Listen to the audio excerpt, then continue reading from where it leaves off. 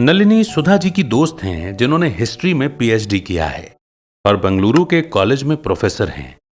एक दिन सुधा जी नलिनी जी से मिलने गईं। उन्होंने देखा कि उनकी सहेली बहुत ही स्ट्रेस में थी। जब उन्होंने कारण पूछा तो नलिनी ने बताया कि उनका बेटा 12th के एग्जाम की तैयारी कर रहा है। सुधा जी ने उनका स्ट्रेस कम करने के लिए बात को बदलते हुए उनके घर के रिनोवेशन के बारे में पूछा। नलिनी ने कहा कि उनका पति सतीश वो काम संभाल रहे हैं।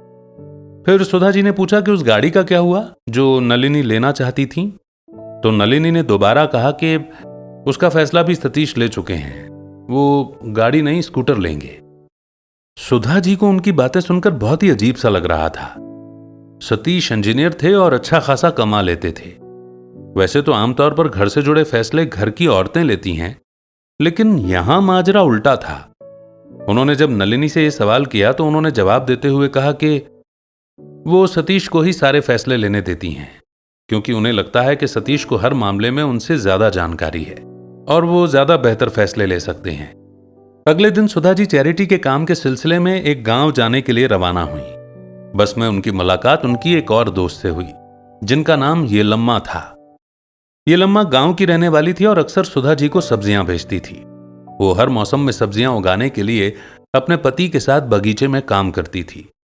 येलम्मा ने सुधा जी से कहा कि उसे घर जल्दी पहुंचना है और बरसात के मौसम के लिए बीज बोने हैं। तब सुधा जी ने पूछा कि उन्हें वहां जाने की क्या जरूरत थी, क्योंकि उनके पति को तो फसलों के बारे में अच्छी जानकारी थी। येलम्मा ने कहा कि हाँ, उनके पति बहुत जानकार हैं, लेकिन वो भी अपनी राय सबके सामने रखना चाहती हैं। येलम्मा गाजर और फूल गोभी के बीज बोना चाहती थी। उन्हें उम्मीद थी कि उनकी फसल अच्छी होगी। उन्होंने बताया कि पहले जब वो फसल के बारे में कोई राय देती थी तो कोई उनकी बात को महत्व नहीं देता था। येलम्मा इस रवैये को बदलना चाहती थी और तब उन्होंने फसलों के बारे में जानने के लिए बहुत मेहनत की। शुरुआत में उन्होंने अपने बगीचे के एक छोटे से कोने में खेती करना शुरू किया। वो अलग अलग फसलों के साथ एक्सपेरिमेंट करने लगी। पहले कुछ एक्सपेरिमेंट में तो वो बुरी तरह फेल हुई, लेकिन वक्त के साथ उन्होंने पौधों और उनके लिए कौन सा मौसम सबसे अच्छा होता है इस बारे में सीख लिया था। उनकी नॉलेज बढ़ जाने के बाद उनके पति और सास उनकी बातों का सम्मान करने लगे थे।